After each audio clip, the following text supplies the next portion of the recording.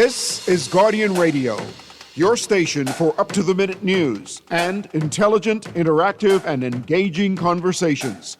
96.9 FM. The views and opinions of the hosts and guests are their own and do not necessarily reflect the views of the management and staff of Guardian Radio.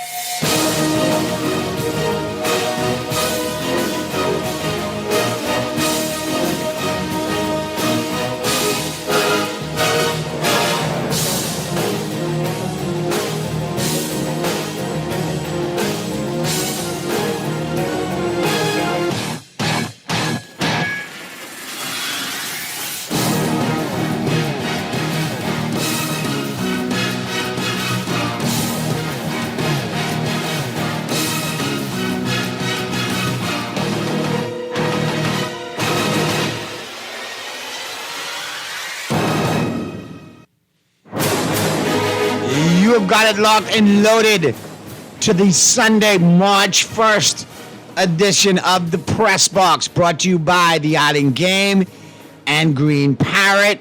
Yours truly, Naughty, along with Stat Boy Sancho in the building. Mega's under the weather. He'll be back next week. Pearly will be zooming in short order. But before we get in, like I said, it is the Press Box, all brought to you by the Island Game. And be sure to check out the Island Game. All right? A ton of ways to play, a ton of ways to win. And don't forget, it is March. It is officially March. All of my bracketologists, I'm looking to see from all of you guys, men's and women's college basketball. It is March. It is their month. The tournaments will be coming up at the end of the month. You have conference tournaments tipping off this weekend. Some tipped off this weekend. Some will tip off this week. But bracketology will be important. And if you want to play and win, it's only feasible. And the only way to play and win is with the Island Game, the game you know, the friends you trust.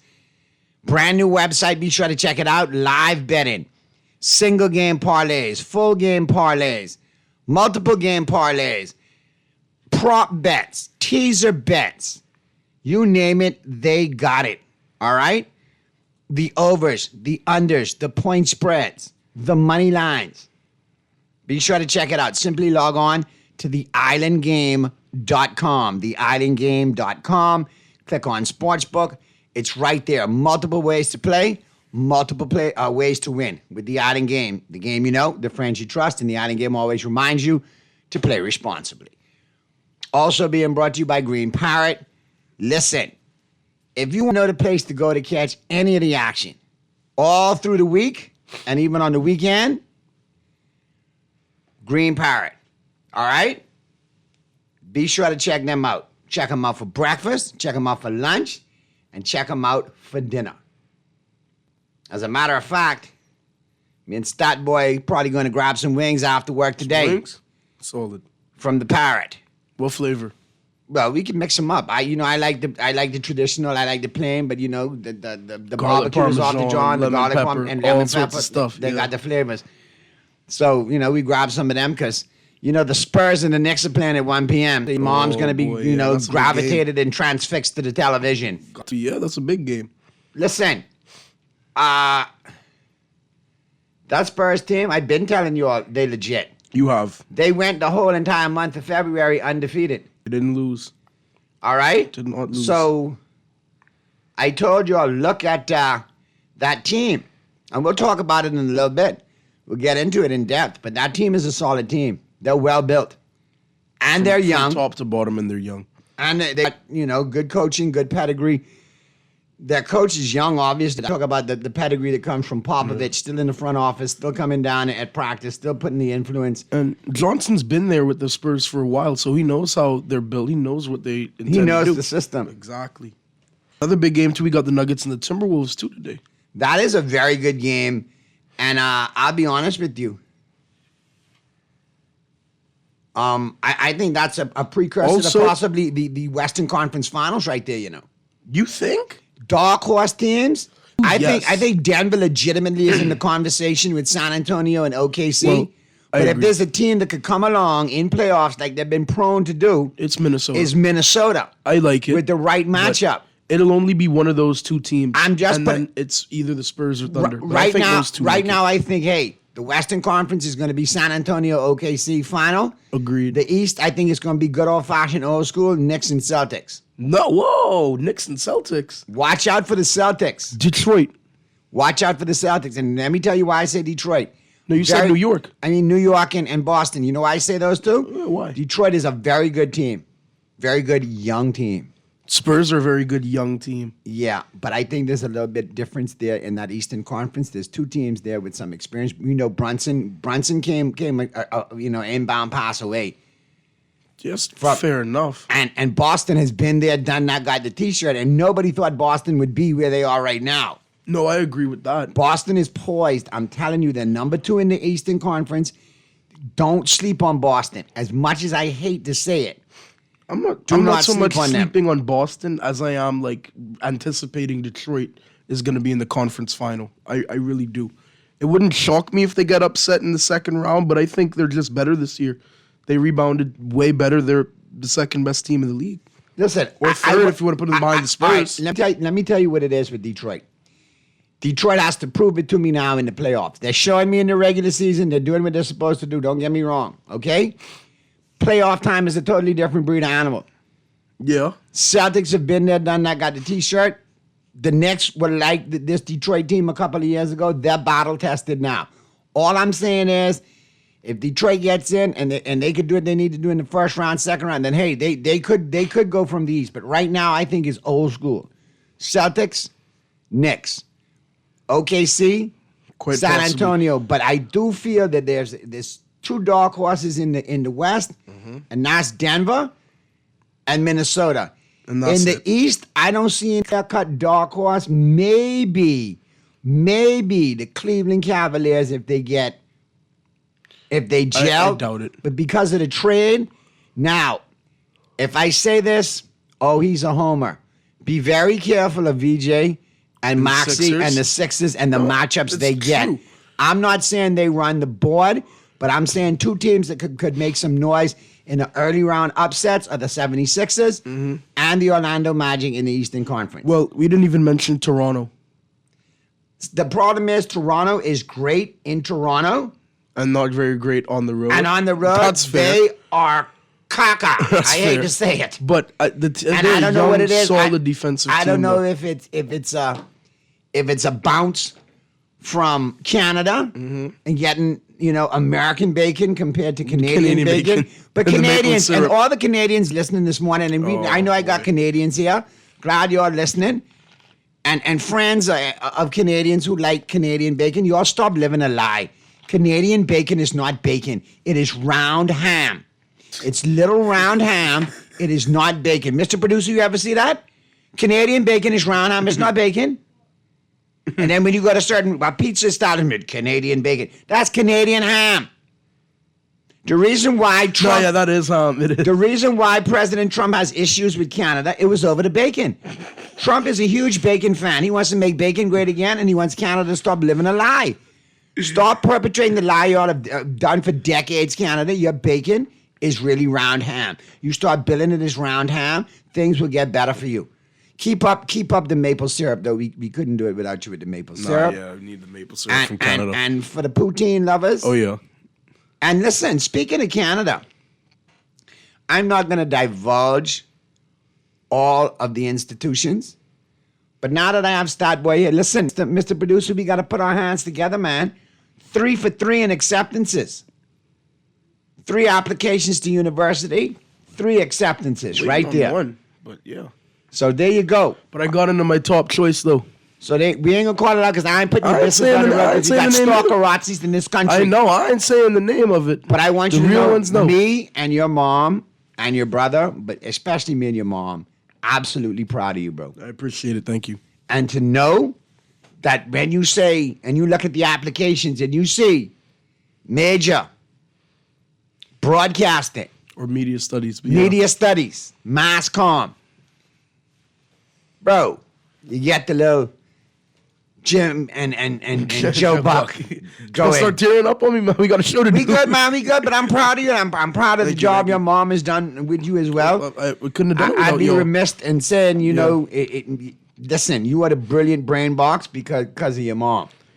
That's both of y'all, man. But y'all poured into me. you- I wasn't even gonna mention it, but I You appreciate pick up it, the though. gift of the gab from me True. and your sports acumen and love for it. Yeah, And love I for love it. To watch sports. and all that good stuff. But yeah, your mom is huge in this equation right now. But we are very proud of you. Thank you, thank you. And you could have as much poutine in a couple months. Yeah, one of the locations is in Canada, all right? Yep, But yep. we won't tell you where. But if you do decide to go there, you could enjoy your maple I syrup, will. your Canadian bacon, and tell them It's it's a a lie. Tom. Tell them this is a It's lie. Tom. Tell them It's my no name is Tom. Stott Boy from the Bahamas, and I come in at the end of this 4 years. This we're is gonna Tom. change. We're gonna change. Kelly, you're gonna stop living this lie. This is Fuck Round you. Ham doing it. Yeah. But yeah, we're very proud of you, man. All right. Appreciate it. And I should have really opened the show with that, but sidetracked talking sports. Well, that's what the main thing was. I wasn't even gonna bring it up, man. No, but we're proud of you, man, and you deserve the credit. You I put in wasn't the even gonna work, bring it up. and you deserve, you deserve to reap Thank you, the thank you, rewards thank of the you. hard work you put in. And I appreciate it. props to all the faculty and teachers over the years who have been involved with getting you here as well, too. 100%. But like I say, very proud of you. Thank you. I appreciate it. And I would always come visit you when I could wear short sleeve shirt. Don't look for me in no winter time to come visit winter you is if the you best end up time. cold. You can Listen, if bundle you up, if man. you end up in anywhere cold, United States or Canada, I can tell you, I ain't coming to see you in the winter. I fair see you in the enough. spring. I see you in Well, I the mean, I'd fall. likely be flying down for winter break. Wonderful. Yeah, but you don't gotta ain't no fly more out. snow for me. I'll fly down by myself. Ain't no more snow. You're a grown man. You could do that. You know I could, but you know I could. I love the snow though. That's the thing. I know, but yeah, I we don't. don't. That's why you always ask me why I don't watch hockey on TV. It's too cold. Nah, but like I don't. It's too cold. I watch it in the playoffs though. Hockey nights in the playoffs. No, but I mean, listen. Let me tell you, if you want some ways to play and win, click on sports betting and the Island Game Sportsbook. Click on hockey. Multiple plays, multiple game bets, multiple player bets, Connor multiple live McDavid. betting. That is Connor one of the McDavid is best a bad players. boy right He's there. one of the best players ever. Let's go to the phone lines real quick. Talking press box. Hey, Foreign son. Hey, Foreign son. How y'all Muff. doing? How y'all doing? What's up, What's man? going on, Muff Roll? What's happening? Man, everything goes. Start boy, congratulations, man. Thank you so much, Muff. I appreciate man, it. yeah. Thank you, thank you. Take advantage of it. I will. Naughty, we had to stop our game winning streak. You all stop your own. But then Steph was out, Jimmy, so that's more easier. But us beating Houston, you know, the big thing last year was with Thompson and Hero. You know, they was promoting that, and then Kevin Garnett try get up in Hero face, and Hero had to tell him stop playing, but playing this ain't no little punk. Yeah, and then but he say that too. Hero So we had to- got that Jason Williams to him. You know that J-Dub. Right. He's the edgy young white fella. He's edgy. Right. So, but we won them because out 11 games, they win 1 out of 11. We win 10 in Miami. They win back-to-back in Miami from 94. But you talking but MJ them and New York, that could be good. But Atman, I hear you saying, but Atman got to deal with Christian Brown after that. And then that Boston and Sixers game No, at see, 8 but o'clock. let me show you something. The Braun situation in Denver. Braun been injured most of the year, you know.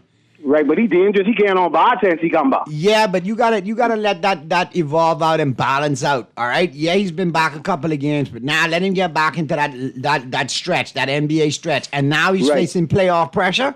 Listen, I like how Braun fits in with Denver. He's a great part of that starting five and that rotation that really does and plays well around Jokic. But again, coming off injury the way he did, and for being out such a long time, there's going to be ebbs and flows, peaks and valleys. Bruce Bowen, is how they bring Bruce Bowen back. He can't on bad again, but he's a champion. He been champion a ring with them before. Pearly ain't winning yet, right? Pearly's zooming in. Pearly should zoom in short order. Him and Mega under the weather, bro. I ain't gonna lie. Okay, well, Becca, I hope you all feel better. But I asked Pearly a question on Thursday. When they revealed the Pat Riley statue, I asked him why Sweet Bells wasn't there. But you and your son is Stocks Guru.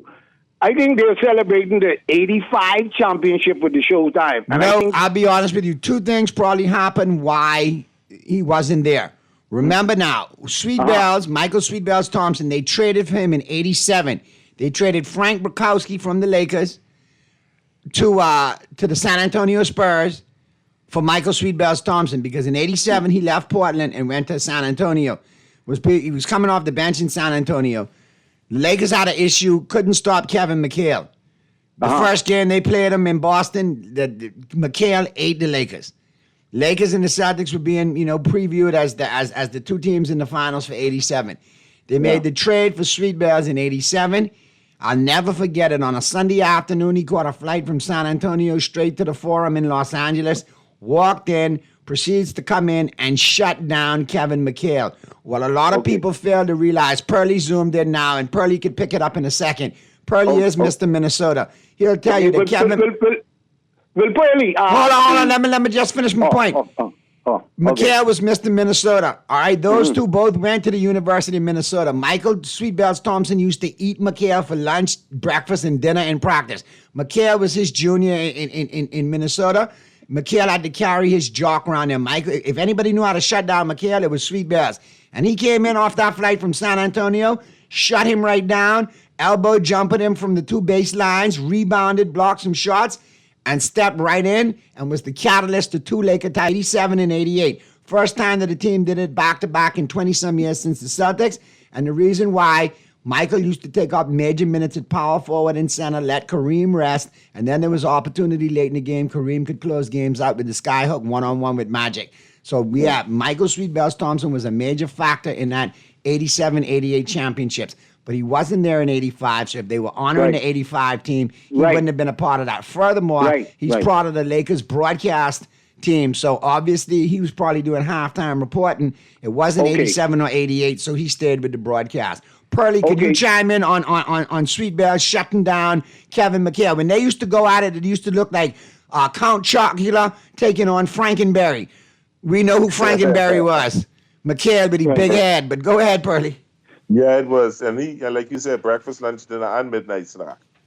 All to the University of Minnesota. And the Lakers' main reason of getting Michael Thompson was to shut down McHale in the championships. And that's exactly what happened. Okay, because y'all answered the question, I guess, going to go ask y'all. I guess going to ask y'all, did he win 2 championships and 2? Because Boston win it in 86, right? And then they come back and win because Magic turned the ball over. Off the top of my head, Muff, it was 80 the Lakers over the 76ers, 81 the Celtics over the Rockets, 82 the Lakers over the 76ers, 83 the Sixers swept the Lakers, 84 Celtics over the Rockets, I believe, if not the Rockets, Celtics over somebody. 85, it was the Lakers over the Celtics. 86, it was the Celtics over the Rockets. 87, it was the Lakers over the Pistons. 88, it was Lakers over the, or 88, it was Lakers over the, 87, it was Lakers over Celtics. 88, it was Lakers over Pistons. 89, it was Pistons over Lakers. Back to back, the Pistons back to back. 90, it was Pistons over Portland. 91, it was Lakers in Chicago, and that started a certain thing. The GOAT. Play the music now. Michael Jeffrey. So there you go. Okay, You almost spot on And I just want you to know, Starboy can tell you, I just did that verbatim out of my brain. Spot on accurate. You got 80 correct. This one right there. Pearly, y'all finally stop your 3-game losing streak, right, with that game yesterday, right? But then Curry them was out. But to the whole game, before the game and inside the NBA, the halftime, and after the game, and then the next time, all they talking about is Ayton and that Capella saying, where he say he ain't no Capella. They saying Shaq, a legend, one of the best centers in the league, say he too soft. He ain't playing consistent. 2, 12, 4, and he had 2 points in the game again last night.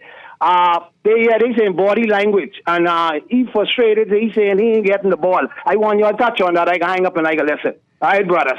All right, good stuff. I appreciate you. All right, Pearly, I don't know what you've noticed. I noticed that during the 3-game losing streak, when the finger pointing started, and you know, it was okay. Well, why did Luka pass me the ball? He had an open look, so on and so forth. I think Ayton took that opportunity to say, hey, pass me the ball. Listen, there's been moments when they have fed Ayton in games where he had monster games, 18 and 10, 10 and 10 from the floor, 20 and 15. But it's the ebb and flow of the game. And he's got to be able to appreciate how the game the ebbs and the flows of the game. You got to be consistent every night, night in and night out. For you to man the ball, you got to be coming at least with 10 and 10 every night, at least. 15 Yeah, and but 10. And Not 15 and also- 10. And he's not doing that. I mean, another game, 2 of 5 shooting, 10 rebounds, no assists, no blocks, no personal fouls, shot 2 field goals and got 10 rebounds in 20 minutes. Yeah, I mean, he's not playing. He's not that rim protector that the Lakers thought they were getting. He's not doing that. He's not doing what they thought he would be doing, and it's hurting the team. I don't want him to put all the blame on him, though. LeBron, them still ain't playing no defense. LeBron ain't That's playing why- a lick of defense.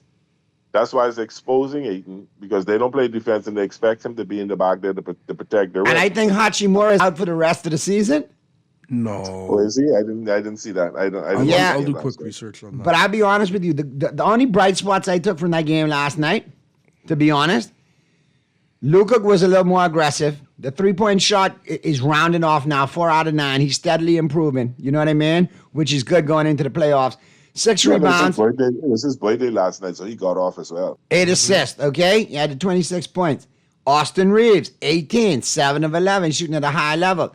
LeBron, 22, 7 of 13 in 28 minutes. If they can keep it controlled and then they get help off the bench like LaRavia with 15 and Luke Kennard, which was a great move, okay? 16. Yeah, cannot. Yeah. But listen, I want you to keep an eye on Cody Buffkin, all right? Was over in the G League killing people. He's going to play his way into more minutes. This kid is a natural scorer. Look for him to be part of that bench role and take minutes from like Dalton Connect and a couple other people because, and Bronny especially, because he could fill up the bucket. But I'm telling you, Luke Kennard and LaRavia off the bench, that could be something for the Lakers in the playoffs. I don't Bronny's think they coming go to play, past right? the second He said- round. Didn't they send Bronny to G League? Yeah, but you know they like to bring him up on a drop of a dime. But back to Yeah. Ayton, I think Ayton is in a position where, sad to say, attitude, slovenliness. Look, the knock on him coming out of Arizona was that he was lazy. Then in Portland, we heard the whole PlayStation addiction, staying up till 2, 3, 4 in the morning on PlayStation, coming in and dragging. Maturity issues.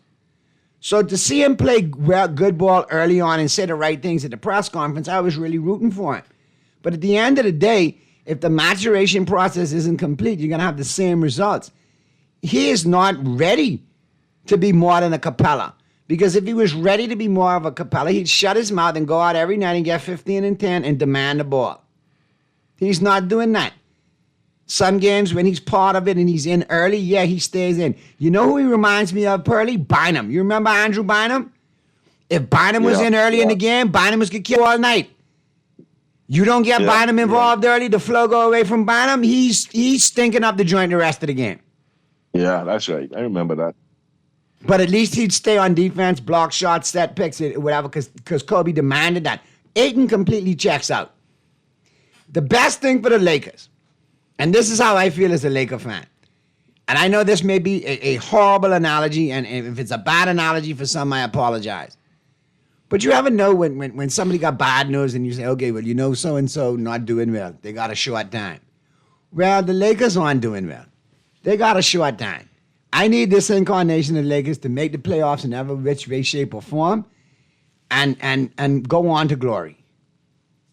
And we could start from scratch. First things first, get rid of Bronny and LeBron. Get rid of all of these guys. Check this out.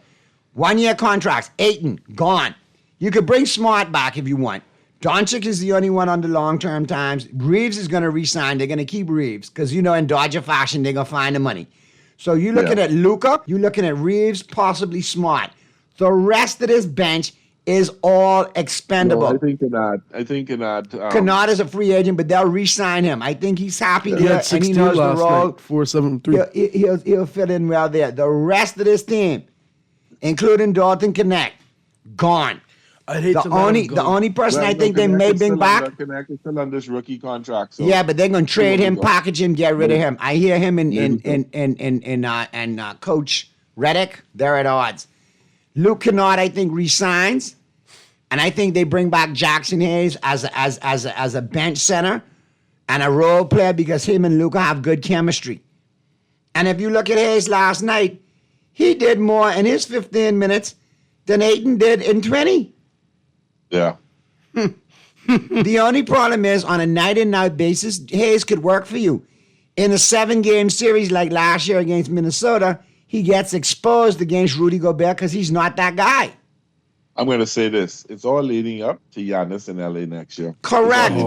It's going to be gutted. And the only thing you need for Giannis, and it makes sense, Doncic and Reeves fit perfectly to go with what they want to do with Giannis. Off the bench, Kennard is one, and possibly LaRavia, and also Smart. You keep them there, and you build from there.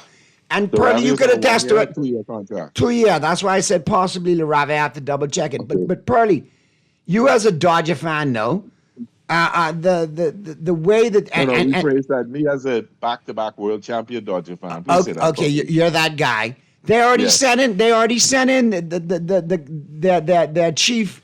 What should I call up? Cleanup officer. Then Mr. Wolf. Then Mr. Fix It. Mr. Cleanup. Hey, that's a great reference, Mr. Wolf. They already sent him in early. Isn't he the same gentleman that cleaned up the Dodgers and got their payroll in order and allowed them to ink Ohtani to big deals and sign Tucker to $60 million deals and they deal with the luxury cap. I want you to explain to folks the luxury cap in baseball, just like it is in basketball. They don't care about it. This regime does not care. They'll pay the luxury tax and keep it moving.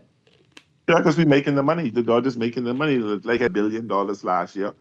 They're close to half a billion in profits. So they don't mind paying the luxury tax money. So I think Giannis is going to be a splash. I think, you could package some young players to trade over for Giannis in that deal, but you could actually make a move. The Lakers could actually make a move for Giannis. That is a real possibility.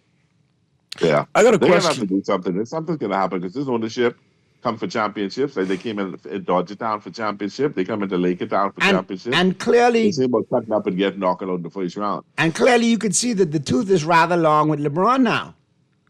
He's not getting back on defense. He's arguing with the refs. Yeah, there's moments where he plays, but there's been times where I'm looking at it and saying, okay, if he is the deity that the Bronsexuals claim he is, when Luka's out and Reeves out, shouldn't he be dominant in those games, even if the Lakers lose?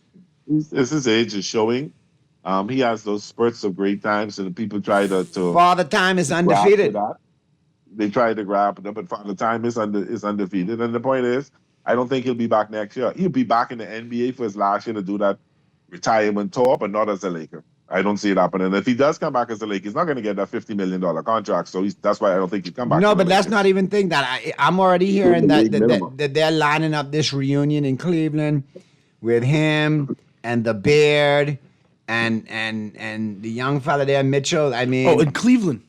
in LeBron. Cleveland. Yeah. Mr. Producer, we took the first break yet or no? All right, let's take this break. Flip side of the break, we'll talk some more NBA. We'll talk about a possibility of LeBron returning to Cleveland next season in the offseason. Some of the free agents the Lakers possibly could add. And obviously what the playoff picture looks like coming up as far as this season's NBA playoffs. And we'll touch on today's games. There's a full slate of NBA action. All right, I'll give you the schedule. Obviously, we'll do the picks at the end, but we'll give you the The schedule. good thing about it is World Baseball Classic starts Wednesday in Houston and in Japan. So at this stage of the game, you're not offended when I call you a baseball junkie, baseball Joneser, correct? Not I don't maybe junkie, but not Jones. All right, because you know I'm not the But you know I'm not the football. You know exactly. Watching spring training game yesterday, so yeah, maybe so. You know me. I'm only waiting till April. As soon as the draft is over, then you know I'm going to go into the man cave, into that hibernation thing known as off season. Scouting and looking and all of that, and waiting and praying for preseason. So I get it. It's just your time of year comes a little bit earlier. I mean, some good things. I guess we'll talk about the 12 o'clock hour, but the combines have been going. And I've seen some great things. No, coming in 12 up. o'clock we can talk all Yeah. NFL, the coaching changes, the combines, some possible players on the radar for you. Apparently, I hear the Dolphins very interested in that Arkansas quarterback, especially after he ran a 4.27 40. Yeah, 4.2. Yeah, I think it was that. Yeah, 4.2. But I think Malik Willis is the clean cut candidate from Miami because you're clearing house. And just as a preview coming up to 12 o'clock when we talk NFL, you guys are clearing house, making salary cap room, and I think that's for Malik Willis at $30 million a year. Yeah, I don't know if we can give him $30 million. That's why I think he may not end up being there because they're talking about 15, 17 million and he's wanting $30 million, and I don't see that happening. So I'm starting to think the door is closing on Malik Willis coming to the Dolphins. All right, that's a shocker to me and Dolph fans. We'll expand on that in the 12 o'clock when we talk NFL. We'll take a quick break now. Flip side of the break, we'll wrap up the NBA. We'll talk some Major League Baseball, and we'll get you ready for 12 o'clock where we talk all things football. NFL Draft Combine in the books. The draft coming up. Free agency about to start. Franchise tags being issued. Possible trades coming up. There's a lot to talk about, so keep it right where you got it. The Sunday, March 1st edition of the Press Box, brought to you by the Island Game and Green Parrot, continues right after this.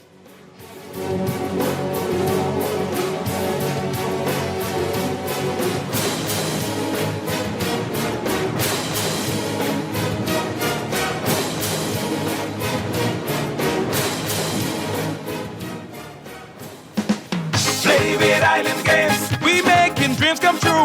Play with Island Games, we paying more out to you. Don't mind the noise in the market, you getting cash in your pocket. Cause Island and Poissy is tradition. So when you play Island Games, we putting Bahamians first, guaranteed to pay. Island Games, we like them other jokers. We've been here from the start, from the bike to computer. Island Games, we can make your dreams come true. We playing with Island Games. Always on the go? Missed a show? You can now listen to Guardian Radio talk shows anytime, anywhere on Spotify and YouTube by searching Guardian Radio 96.9 FM or by entering the name of your favorite show. You can also listen by logging on to GuardianTalkRadio.com and clicking on the podcast tab. Guardian Radio, continuing to provide you with fresh news and smart talk anywhere, anytime, all day. Boost your buying power with a margin loan at rates as low as 7.5%. A margin loan offers convenient flexibility, freeing up capital without liquidating your investments. Whether you're looking to diversify, fund a business opportunity, or refinance higher cost debt, RF provides access to cash within 48 hours for any purpose. Tailored, effortless, powerful. Discover how a margin loan can work for you. Visit rfgroup.com or call 603-6000. RF Bank and Trust. Money at work. You try to rest, roll with the best. For all your printing needs, there ain't no one better, no. For posters and banners, magazines and flyers. For window decals, greeting cards and newsletters. No job too big and there's no job too small. You name it, we can print it. Just give us a call. Let Print Masters bring your masterpiece to life. Located at the Nassau Guardian Building, telephone 302-2361. This is Guardian Radio 96.9 FM. Fresh news, smart talk, all day.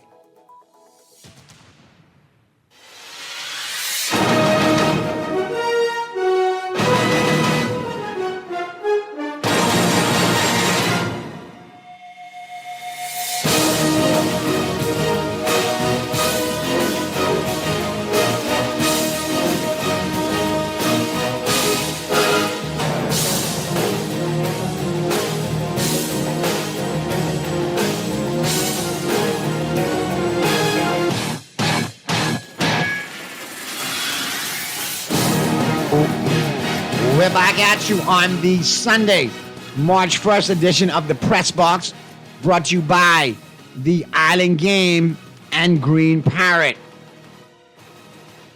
All right, we're back at you. Now, wrapping up the NBA, we got Pearly Zoom back in. I'm here. Here's where I think we may have some problems with the 76ers now. I told you earlier they could be a dark horse in the first round or second round matchup-wise to a team because they're young, they're talented, but Stat Boy is going to jump all over this. Embiid now on the injured list to miss at least 3 games with an oblique strain. Yep. Joel Embiid will miss at least 3 games Yeah, or more because of a strained right oblique, the 76ers said Saturday. Embiid was hurt during the 76ers' 124-117 victory over Miami on Thursday night, and the 76ers said an MRI scan and exam Saturday revealed Embiid won't play Sunday in Boston, then will be evaluated again after the 76ers play back-to-back home games Tuesday and Wednesday. Embiid had 26 points and 11 rebounds Thursday and has averaged 29 points in February, tops in the Eastern Conference. Now listen, I think he was a big part of, the uptick and the resurgence in Philadelphia. However, early in the year, when he wasn't playing due to injury and they were load managing, Philadelphia was winning. Tyrese Maxey made a great point. He said the problem with the 76ers right now is we can't find our identity because we got too many guys in and out of the lineup, i.e. Embiid and Paul George, aging veterans with injuries. More so Paul George than Embiid. George is playing limited minutes if he's playing.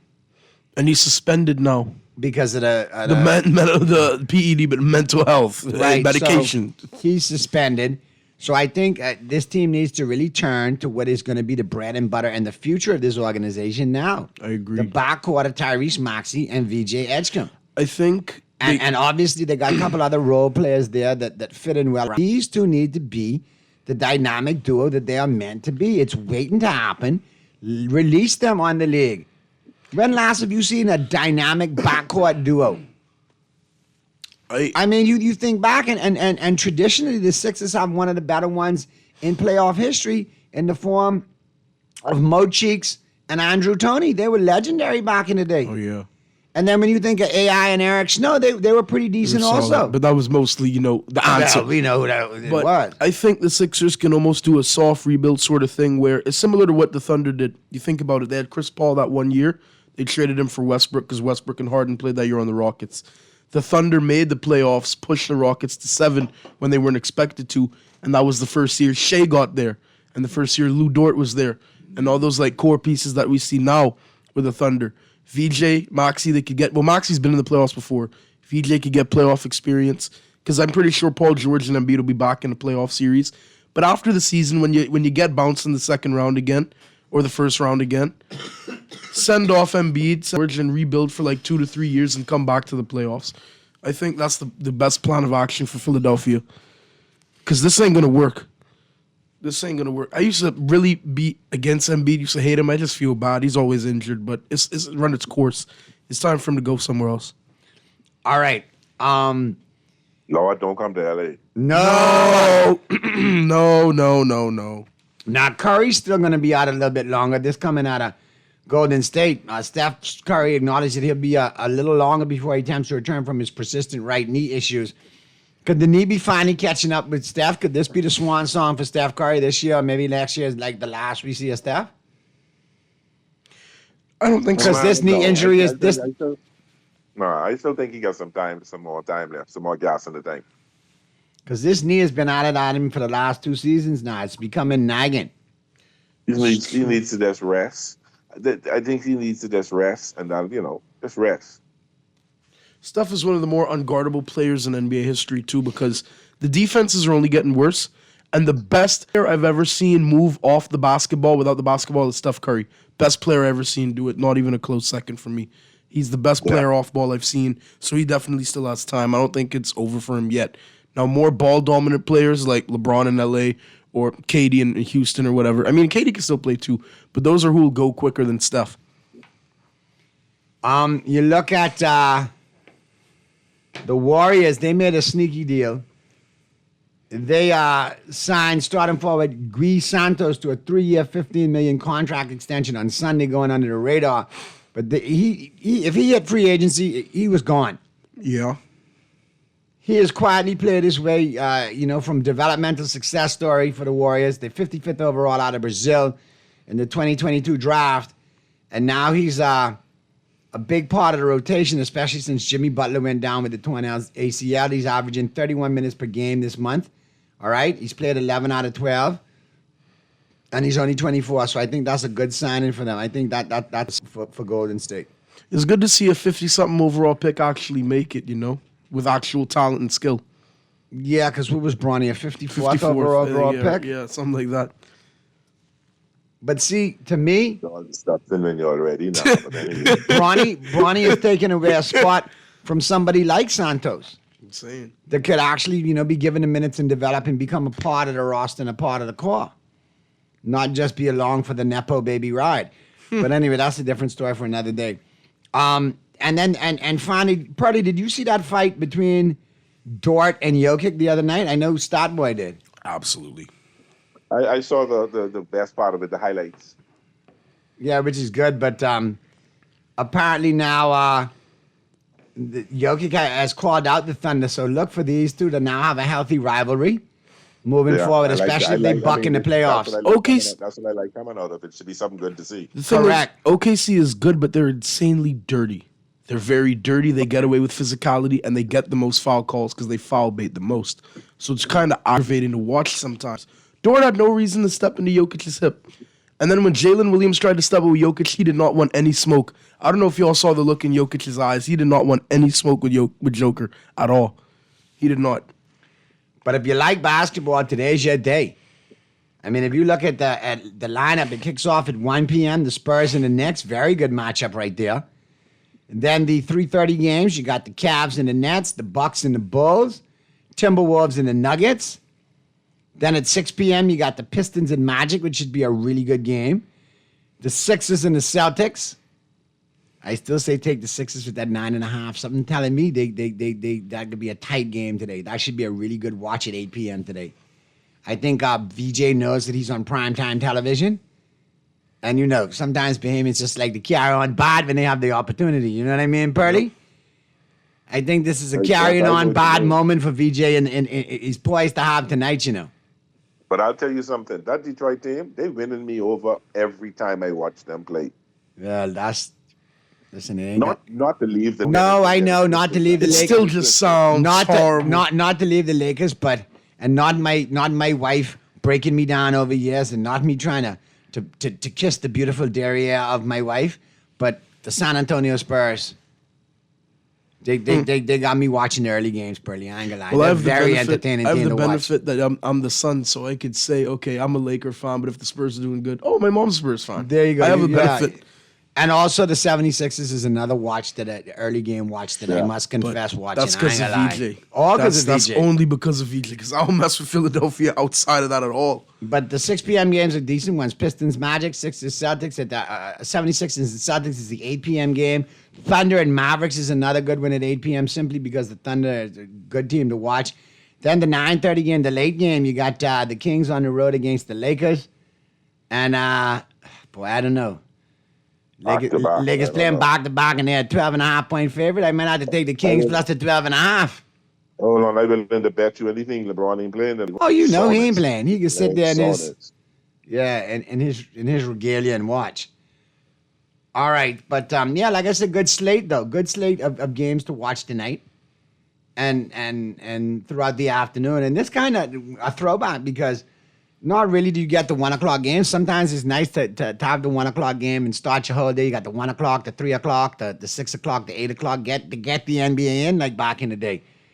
So you said Hachimura's out for the season. Like that, listening was game time decision. Well, I was here. I heard some stuff possibly. I think he got the flu.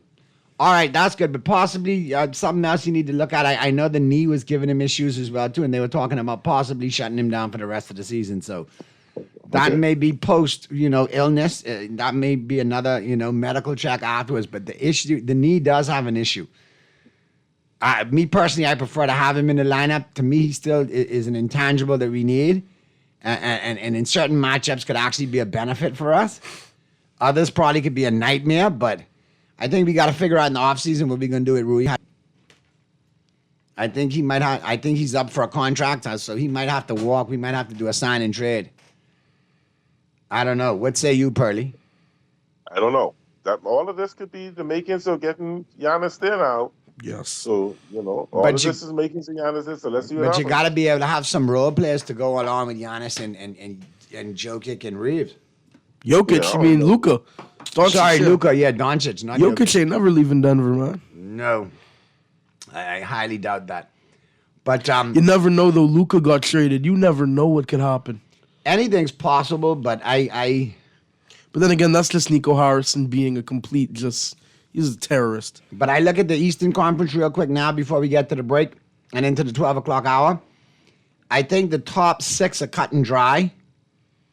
I think Orlando, Miami, Charlotte, they're battling for that last spot. Atlanta possibly too, but for the playing in the bubble.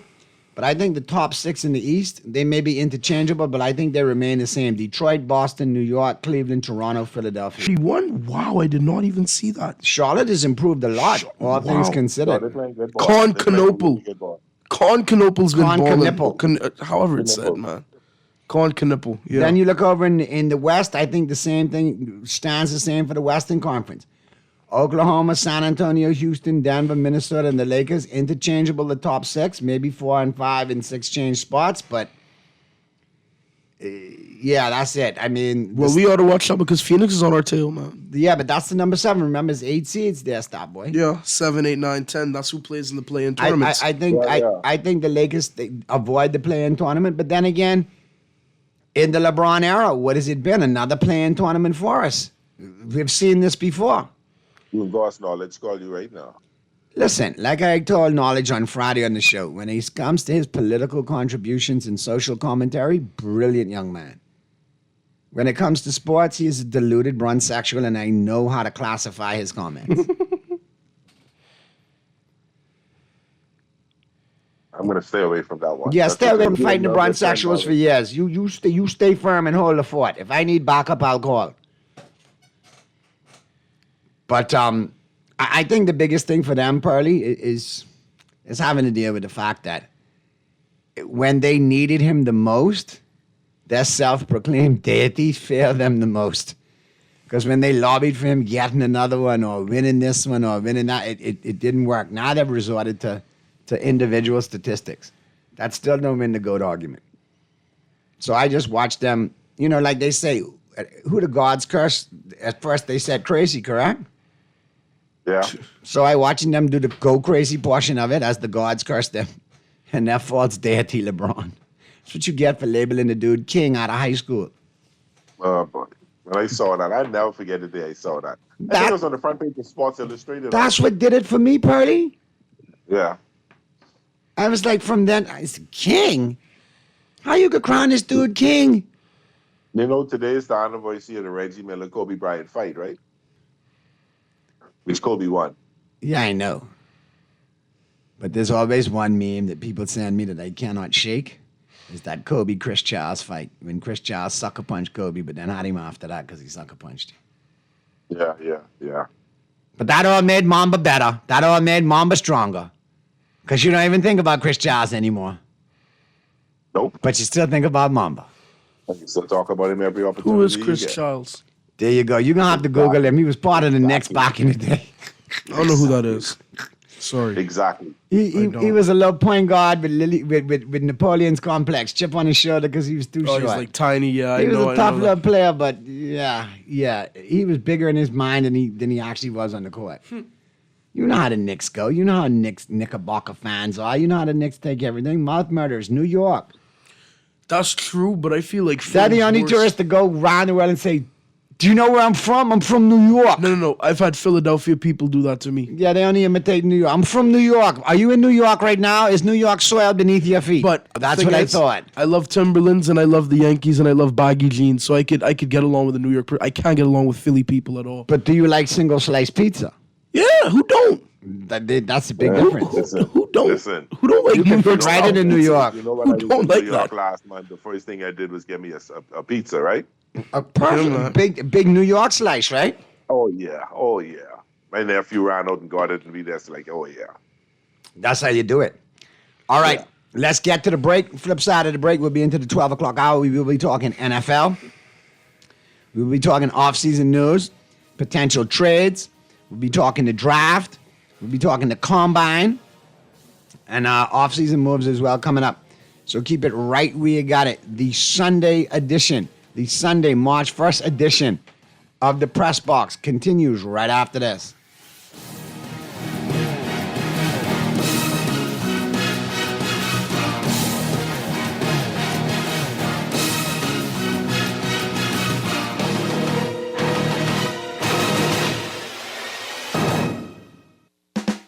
Play with Island Games. We making dreams come true. Play with Island Games. We paying more out to you. Don't mind the noise in the market. You getting cash in your pocket. 'Cause Island Games is spicy and spicy is tradition. So when you play Island Games, we putting Bahamians first. Guaranteed to pay. Island Games. We like them other jokers. We've been here from the start. From the bike to computer. Island Games. We gonna make your dreams come true. We playing with Island Games. Wait, you know what going down tomorrow? No, what happening? Joe bringing these knives to school. He could do Junior in. For what? Wait, he fooled with Joe girl. Mother sick. And you know, John, you don't back down for nothing. So that means you got a big fight tomorrow. So whose side you on? Side? I trying to stay in school, not Simpson Penn. We gotta tell somebody about this fight. Tell somebody. I ain't no snitch. I mean cool, you know. Wait, if you so cool, then you need to stay in school and stay out of the fight. Yeah, but if I don't hang on Joe's side, how many boys coming for me next? All right, so we definitely gotta tell somebody. We gotta prevent the fight. What I say, I don't want nobody. Just call Crime Stoppers. You could report what you know, and nobody gotta know it's you. So how did I avoid? All you gotta do is call them, or you text them through the Crack Crime Bahamas app, and nobody can know it's you. Then the police come looking for me for more info, and when they finish with them, Joe them coming looking for me? When you call Crime Stoppers, the call go directly to Miami, and they don't ask nothing about you. Then you can get the pen from them, and they can claim a reward later using that same pen. Plus, everything's scrambled, so nobody can read what you're saying. Call 328-8477 from Nassau or 242-300-8477 from the Family Islands. For fast, reliable, and impactful printing services, look no further. Let Printmasters bring your masterpiece to life. We stand by our quality products that is second to none. Our affordable pricing and friendly, efficient staff makes Printmasters the ultimate choice for all your printing needs. We can deliver any type of printing services, from banners to booklets to business cards. You name it, we can print it. Let Printmasters bring your masterpiece to life. Located in the Nassau Guardian Building, telephone 302-2361. This is Guardian Radio 96.9 FM. Fresh news, smart talk, all day.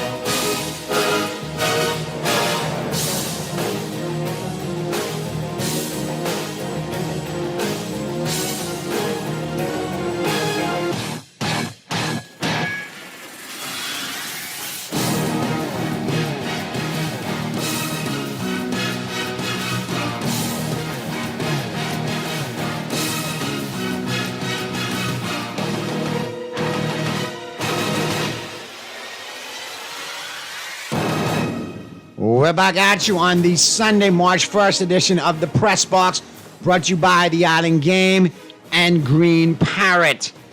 And we're into the 12 o'clock hour. 12:02 p.m. is the time. Your boy Naughty along with Stat Boy and Earl the Pearl in the building right up. And of course, don't forget, we got a solid Rich Eisen taking us home today. What's more likely? He's going to actually break it down as to what's going on. Naughty, if we're on right up to 12, we should be off now then. I mean, till 1. My bad. Thank you, Okay. Mr. Smarty Pants. I know. Mr. I went to sack. The Dodgers won. I'm that guy. Mr. U. Well, thank you. You said it before I could. Mr. Eisen is talking about the Raiders, Tua and his situation, Kyler Murray. Potentially those two ended up in the Vikings. Richardson, the quarterback from the Colts, possibly ended up in the Vikings as well. He's also talking Colts and the NFL Combine, the New York Knicks, and more. So listen out for that. That's the final 10 taking us home today on the Press Box, Rich Eisen. But before we get to that, we will have some more, NFL updates and tidbits and inserts as well, too. But we do have to talk NFL. Pearly, I need you to break it down for me. What's going on in Miami? Bring us up to snuff. I'm hearing possible Minka Fitzpatrick trade up next. Dallas, a couple other teams. So let us know where the Dolphins are at. And Statboy, let us know where the Ravens are at. And I'll bring us up to snuff with the Cowboys. We're cleaning house. We're cleaning house. You're gonna get it's the talk that they're looking to trade Fitzpatrick for draft picks, maybe 2 draft picks, maybe a 4th and a 5th. We're building up picks because we don't have any money to sign no big time free agents this year. So I think that the Dolphins will just be doing a lot of picks and rebuilding from the ground up. Like I said earlier, I think the Willis. Are you going to be a competitive rebuild, Pearly, or are you just going to stink it up in order to get better picks next year? I don't know. I really don't know because it depends on who they pick. I mean, it depends on who they pick, depends on who they get to sign. But knowing the head coach, we're going to be competitive. We may lose, but we're not going to be getting blown out 55-10 and nothing like that. I hear you're interested in the offensive tackle from the U, my God. You'd be interested in him as well as the defensive tackle as well if he's around. Who, Ruben Bain? Yeah, and there's also Man, listen here to me, man. I don't think y'all get the Ruben Bain though. I think I don't know. Y'all picking ahead of us, so y'all may be able to get him. Yeah, but we're looking at there's a cornerback out of I want to say Arkansas. Don't quote me on that. That we're looking at. A lot of people are inquiring on Achane and Waddle, but they've been turned off the table. Don't ask for them anymore. We're not going to trade them. It doesn't make sense. We need a core. But some people are saying, but by the time the Dolphins are a decent team, these guys will be old players. Yeah, but they'll be the veteran leaders. Achane and Waddle still are young enough. They could go through a 2-year rebuild. They could go through a year or two. Yeah, I think so. So they'll be all right. It's just it's right now. It's a wait and see what the Dolphins are doing. It's just a wait and see. I'm telling every Dolphin fan, the Dolphins will not be in the playoffs this year. Do not look. We'll have a high pick again next year, but it's all moving into where there's some good things. There is a talk that with the kid out of Alabama, the quarterback out of Alabama, Simpson, that's his name. Yeah. He's risen as the number 2 quarterback out there. So he may be gone before the second round, but if he's around in the second round or the third round, the Dolphins may look at him, but not at the number. But I heard that he might have been creeping into the back end of the first round with Pittsburgh. He is. But they said comments. They said you can see he's a real coach's son. His footwork was excellent. His velocity was a lot better than they thought it would be. His accuracy was on point. Getting the ball out of the hash, throwing it and to the wide receivers outside the hash mark. And actually throwing the wide receivers he don't know, he looked really, really good. Really good. I'll tell you who looked the best. And not the wide receiver from Ole Miss, who actually ran the 4.2. The quarterback you're talking about had the best stats out of all quarterbacks in the last 20 years. I think he ran but he did the best height, the best broad jump, the best vertical jump. Well, the actual freak of nature, the best vertical jump and the best broad jump. The best vertical jump went to someone else. No, not the best. The best out of quarterbacks. Oh, out of the quarterbacks. Because the absolute freak of nature were the Styles brothers. Sonny Styles from OSU in the 4.4 linebacker in the 40 and the vertical jump and the broad jump, and then his younger brother peeled off of 4.2 in the 40. No, I think it's his older brother. I think Lorenzo Styles is older than Sonny. All right, well anyway, Lorenzo. He had a 4.2 740. Correct. Ridiculous. So, off speed alone, his draft stock just went up. Yep. Yeah. So you're seeing some good things coming out of the combine. Some players are moving up. So I'm excited. I'd like to see Minka get drafted to that Cowboys trade for Minka, because I think Dallas has a pipe dream of Caleb Downs falling to them at 12. I just don't see him falling at. But I don't see that happening for y'all because his salary. Y'all Who, Minka? You're gonna. No. Pearly, let me explain.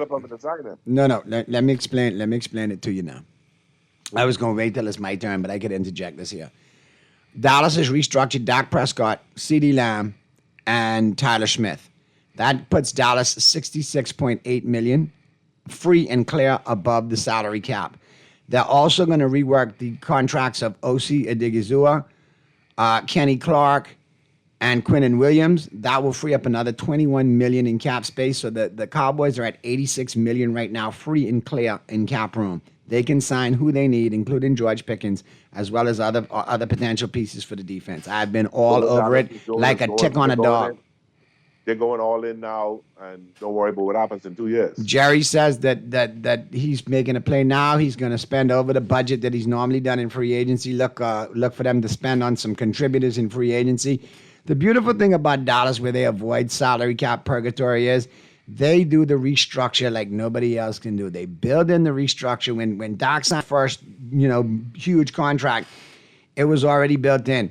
The Cowboys don't have to say anything to Dak. They'll just call him and say, look, we're restructuring you this year. And that means that your salary for this year goes from $60 million to $30 million. But now we have $30 million to play with. Now, at the back end of your career, do we have a couple of paychecks for you? Yeah, we do. But it's all been deferred over time. And it doesn't count against the salary cap because it's a restructure. All right. So we have finagle room and wiggle room to sign who we need to sign. Do I think we're gonna pilfer two from the Philadelphia Eagles to make the defense work? Yes, N'Kobe Dean linebacker and Blankenship the safety. And I think if we trade for Fitzpatrick, who's played in this kind of system before, you have awesome secondary coverage. You have two players that know Christian Parker's system to coach it up from the linebacker position and the safety position. And up front, we're solid. He could add pieces in free agency and the draft to make Dallas competitive last in the league on defense. If he jumps them to 20th in the league out of 32 or 22nd, and the Cowboys could average, letting up 24 points a game or so, the Cowboys offensively can keep the Cowboys in games. They will be competitive. They will win games. I'm not saying they're going to win a Super Bowl, but they're going to be competitive. You know what I love about your father? And your dad and I have been friends for 100 years. I know. We've been doing this show now for a pretty long time. Yep. At the beginning of the season, he's helped me believe in Dallas can be a Super Bowl contender or Super Bowl champ. But it's not like what he said was completely invalid. I look forward to this every year. I know, but the thing is, it's not like what he said this time around was completely invalid. These are realistic potential occurrences. I know. But I get what you're saying, though. Most of the time, like, this is our year. Like, we're gonna do good this year. Not one of those Super Bowl or bust Cowboy fans. I didn't claim. Always optimistic. I didn't claim the Super Bowl, but I will tell you this: Dallas will now break the streak of the Philadelphia Eagles, back-to-back division champions in the NFC East, and a repeat division champion for another 20-some years like they did before. So that's your bold prediction. Dallas wins the division. That's my bold prediction. Okay. From there, anything is possible. I reserve the right to revisit my bold prediction if Dallas wins the division. Then I could say at that point, I can comment on the playoffs moving forward based on what I see. If we're going to be one and done, we're going to make the NFC Championship game, or we're going to win the darn Super Bowl. One out of two. Mr. Producer, make sure to save this clip right here, please. Put this in your archives. It's saved, man. It's not a problem. I just feel Dallas, based on the fact they had a 7-9 record last year, 7-9-1, the defense was the Achilles heel to the team. The offense kept us in many games and was top 3 in the league. If we re-signed our running back. We're going to add to the offensive line when we need to. But the offense is set. We're going to re-sign Pickens. The offense is set. The offense is good for 30 points a game. The defense is the liability that needs to show up and say, okay, look, we're not that team from last year. We're not that unit. We're improving. And, hey, here we are. We're 20th. We're good against the run. We still got to work on the pass, but we let up this amount of points again. It makes Dallas competitive. Let me ask you this question. I'm hearing rumors that Pickens is pissed about being franchised and is going to hold out. Absolute ridiculosity, absolute foolishness, absolute clickbait trash.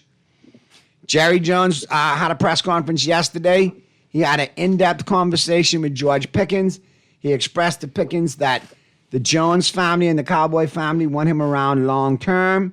He's going to franchise him, but by no way, shape, means, or form is the franchise done to just placate him and not allow him to play elsewhere for this season. It is done with a window to a long-term lucrative deal to keep George Pickens in a Dallas Cowboy uniform for at least the next 3 to 5 years, depending on the contract. 3-year deal or a 4-year deal, but they're going to get it worked out. Pickens has made it and expressed to the media that he wants to stay in Dallas. He's told his agent, David Mulugheta, that he wants to stay in Dallas. They're going to make this deal happen. Will it take the usual twists and turns that a Jerry Jones negotiation does? Possibly. But I think at the end of the day, what they do to placate Pickens and to keep everybody happy, they give him almost an identical CeeDee Lamb contract where he makes about $34 million a year or slightly under. There is no bad blood between him and CeeDee. He's in the market as the top 5 paid wide receivers. He gets more money than DK Metcalf. He stays in Dallas long term. There's nothing really to see here. And the beautiful thing about it is the Cowboys signed him to the non-guaranteed franchise tag, which means when you do the guaranteed franchise tag, that means you pay the player commensurate to league averages and so on, and you negotiate with the player and you make it happen. If a team decides to offer him a contract and they sign him, they got to compensate you with a first-round draft pick. A non-guaranteed franchise means he can negotiate with anybody. There will be compensation if he signs. The Cowboys have an opportunity to match. If they don't match, then I think they got to give up a second-round pick or a first-round pick to make the negotiation happen. But what this does, it allows the Cowboys to base their offer on the other offers that Pickens received. So if Kansas City offers a deal worth $40 million per season, then they know, okay, that's the market.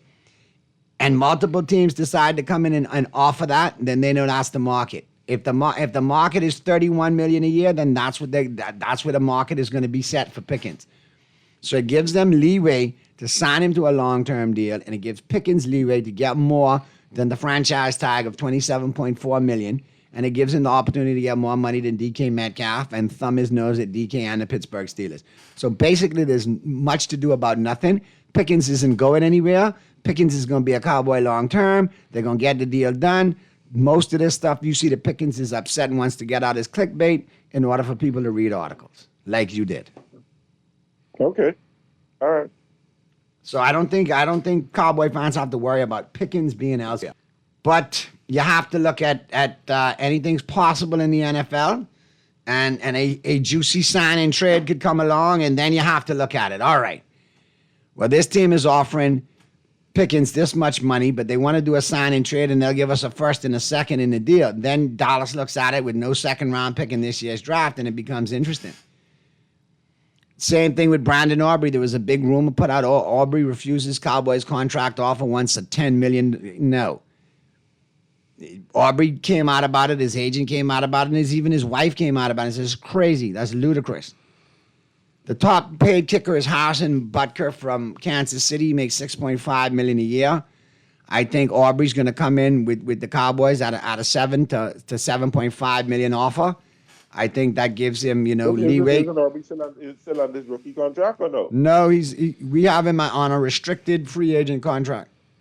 Okay, all right. So he's not an unrestricted free agent. He's a restricted free agent. So basically, we're going to re-sign him in long term with a deal where he's comfy. And at that point in time, I look at it as Brandon Aubrey is a legitimate offensive weapon. If it means that we got to pay $1.5 million over the market value and make him the highest paid kicker in the league, but he still gives us the option of draining 60 to 70-yard field goals, you got to pay for that. You're paying for an advantage. You're paying to make your team better, so I don't have a problem with that. Now his agent freaking himself out and saying $10 million for a kicker? What you want, that ayahuasca that Aaron Rodgers be smoking? But that's just where Dallas is. Dallas is focused on defense.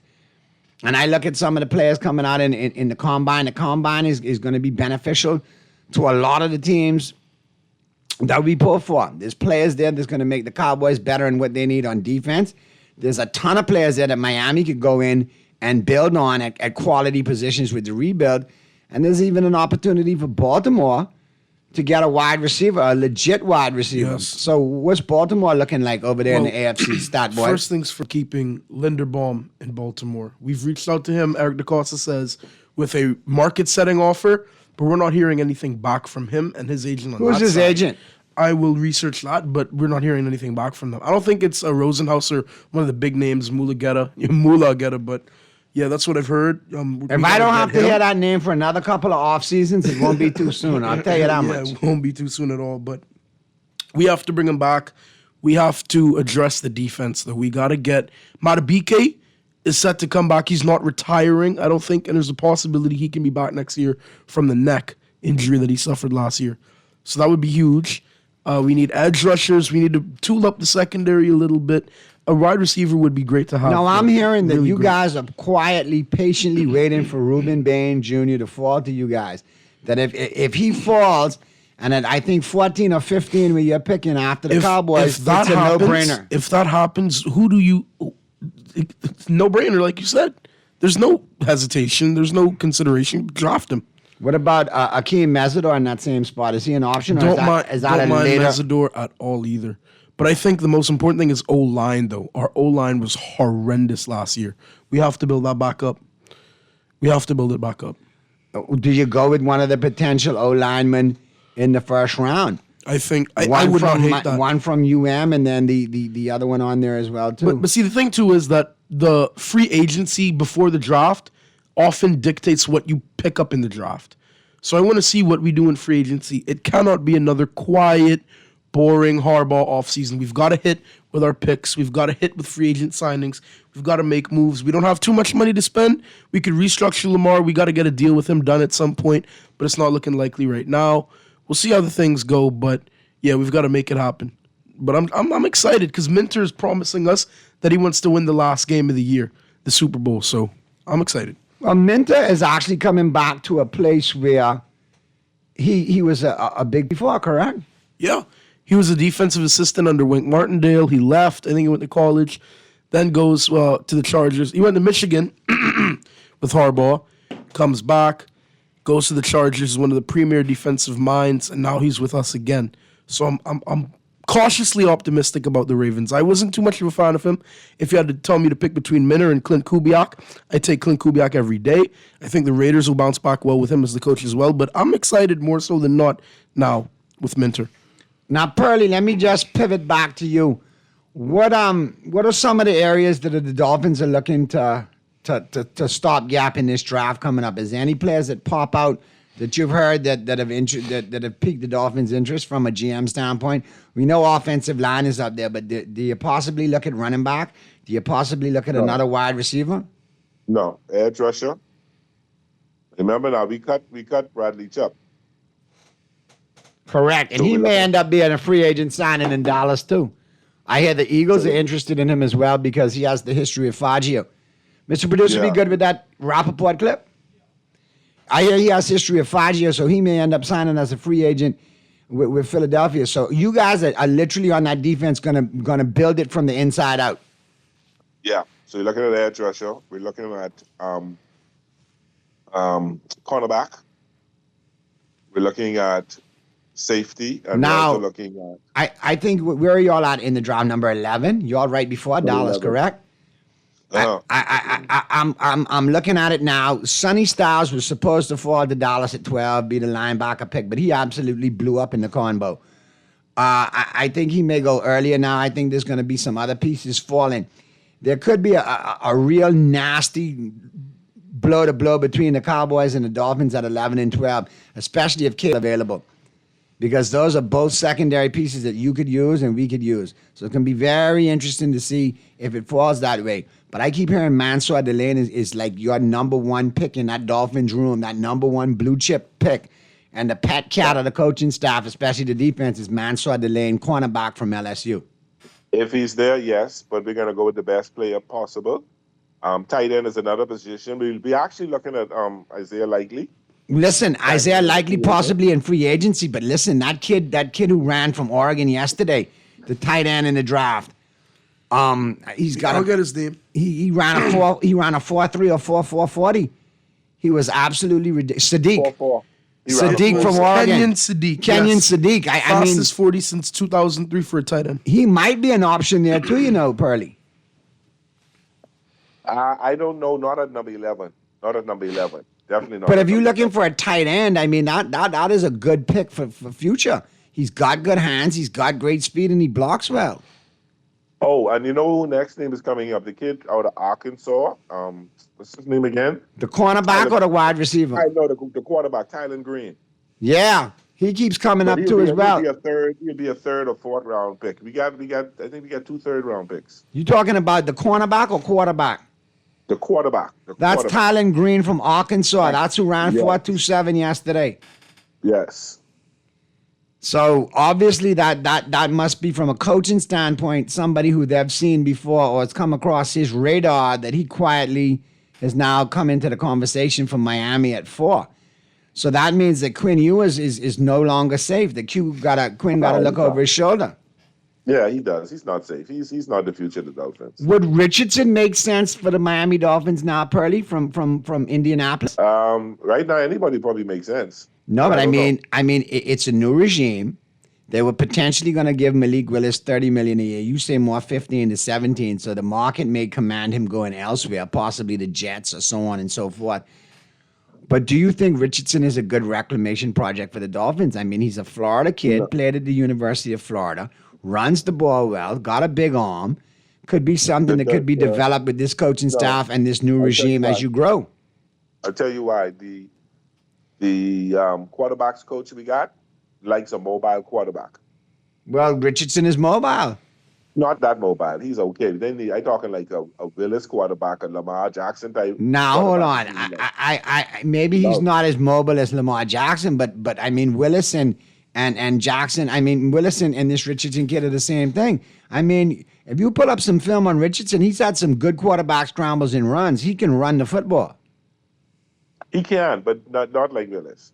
And another thing that disturbed me yesterday, they actually interviewed Carson Beck yesterday. And? What was the problem with that?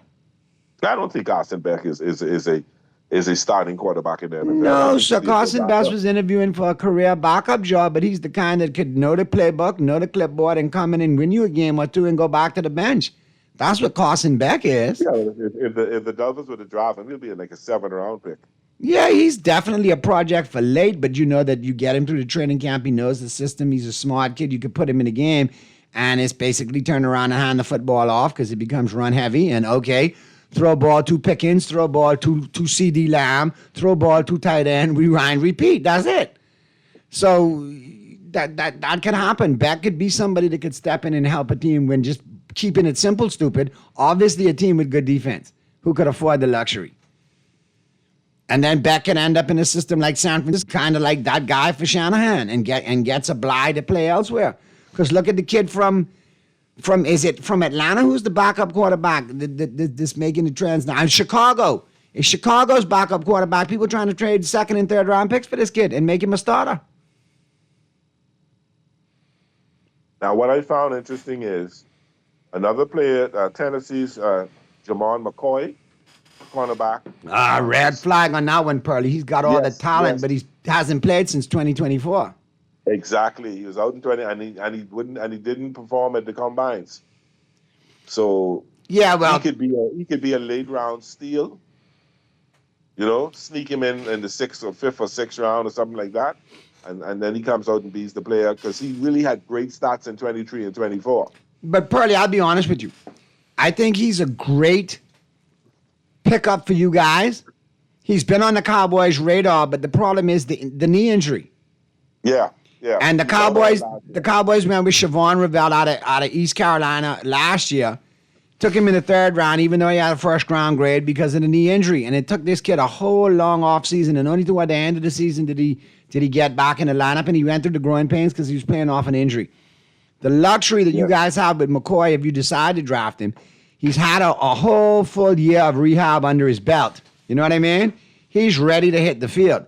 This I kid, don't know because he refused to perform at the combines. But Pearly, no, healthy players are hanging out at the combine, not performing, and being selective in what they perform in. Yeah, you're right. This kid, legitimately, if the knee checks out, you all have a 1st-round grade corner that could plug and play. He was very good at Tennessee. My thing about it is with Dallas, I wouldn't totally be upset if at 20, possibly at 12, if he's the best player there or it fills a need.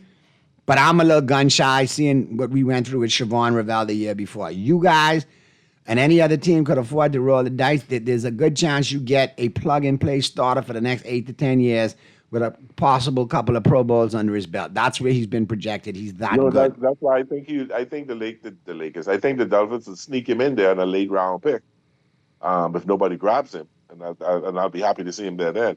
It'll be interesting if they take a risk on him in the 2nd round. It'll be very interesting. But what I don't want people to get caught up in is over the last 15 years, and listening to Michael Irvin's podcast yesterday, Michael made a very good point. Where have all the speed blazers ended up over the last 10 years? When you see people freaking themselves out, this one ran 4.2, this one ran, where are they now? Out of the league. Well, not Xavier Worthy. Xavier Worthy's there, but that's about it. Yeah, John Ross gone. Look at Trayvon Austin, John Ross, all of these guys. Now, Trayvon Austin was a dog from WVU. You're talking about with the Rams as a returner, right? And with the Cowboys momentarily, but I get what you're saying. It's like a flash in the pan type of thing. He got drafted like number 3 overall based on the speed. and Ain't no turned way. out to be Bupkis. Look, he went high in the first round. I'll look it up. I'll get on it. Because I know he went to the Rams. And he was Bupkis. 8th overall. Wow. Thank you very much. Let's go to the phone lines real quick. The press box. Yeah, bless him, Nolly. Sound like Pearly. Sound like your son. That's your son. He's called... Start Boy, yeah, man. Yep, Pearly and what's up? Start Boy. What's going on, 52? Well, I got to introduce myself to Start Boy, but Start Boy sound like you know all the stats, but I just calling the clown around. This is the first time calling, right? Hey, Pearly, what's going on? I read it, brother. What you saying? This is the first time calling, man. No, you only team. You ain't no first time caller, but anyway. Yeah, anyway, go ahead. But I wanted you to chime in. I remember Willie Gault. Willie Gault was actually an Olympic hurdler, an Olympic 4x100 meter runner. He lasted pretty. He lasted. He went to the Super Bowl with them, right? Correct, and he played at the University of Tennessee. He had 4.3 speed. He was an absolute flyer. He kind of was the deep threat on that Chicago Bears championship team. Jim McMahon used to throw him the ball big time, deep down the field. I think Start Boy got to watch out for you because you still can remember these stats. Yeah, man. Like that's what I got to do. I got to research these, man. I looking forward with the tight end, with the speed, which you're saying. But your boy Herschel Walker was a speedster too. I can't remember. He played for y'all at Dallas. He played for He actually played at University of Georgia. Then he went to the USFL and played for Donald Trump's New Jersey Generals. Then when the USFL disbanded, he still played for Trump. Correct. When they disbanded the USFL, he went to the NFL. The Cowboys had taken a flyer on him with a 7th round pick and had his rights. Yeah, so when you trying to tell me he never played in the league? I thought he played in the league. I thought he played for the Dallas He Cowboys. did play in the NFL after the USFL. He played in the USFL first. okay. When that league Yeah. disbanded, he came to the Cowboys. We had his rights. We took him in the 7th round of a draft, took a flyer on him. He came to Dallas. Paid back. We traded Dorsett to Denver. And then after that, the divine wisdom of Jimmy Johnson telling Jerry Jones, listen, we got to make this team better. We got to trade Herschel Walker. And they traded him, and the Cowboys got the farm, the land, the cow, the river, the processing plant. They got everything for him. I got a joke for you before I leave, but I'll say this.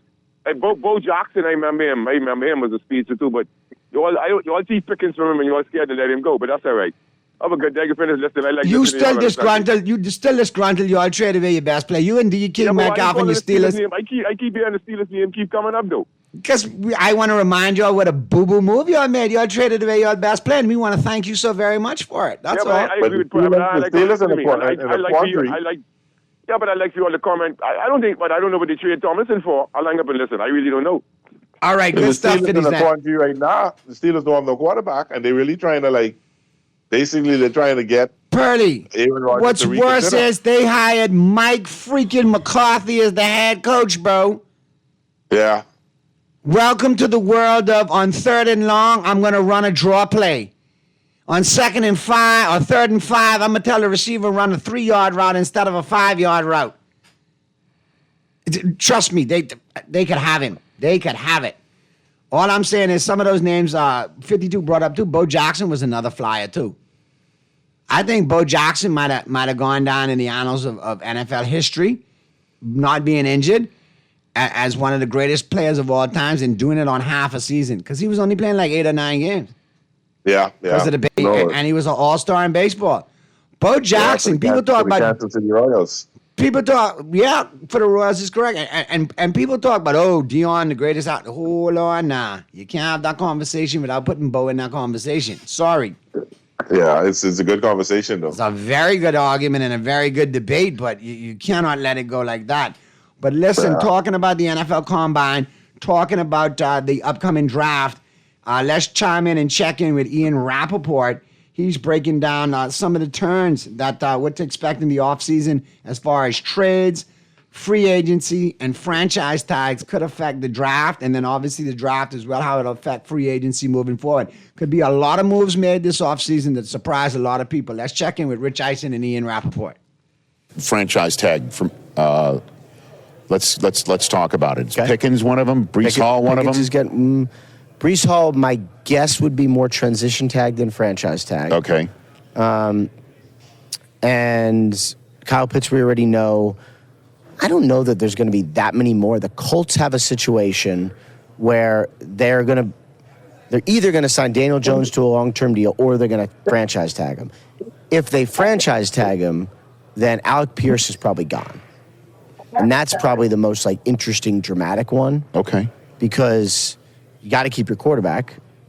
Because like, if Daniel Jones is out there, like, that's a real starting quarterback for somebody. So the Colts got to keep him, and then Alec Pierce probably becomes receiver number 1 in free agency, set to make a lot of money. Yeah, you were saying on the show last week when you zoomed in from a ski chalet. Cannot believe that worked. No, by the way, it sounded great. And I appreciate you doing it. That you said get ready for Pierce to make a heck of a lot more money. Those are the best things in free agency, right? Well, best is when I break it. Nice. Just be clear. Instead of or me and Tom, also good. Yeah, your Avenger friend. Yep, my Avenger friend. Yep. But the guys who, it's hard to be a free agent. It's really hard. You got to not sign a deal that seems kind of good. Right. Lightning has to strike to get a great player to free agency. Yes, sir. And those guys who get to cash in, it's the coolest. It is life-changing money, and it is the coolest. And so, like, I'm looking forward to seeing some of that this year. Okay. And what's the one aspect? Give me a free agency surprise that we're not thinking of right now. No God. What do you got? I do think there'll be a bunch of trades. You do? A lot of trades. For involving who?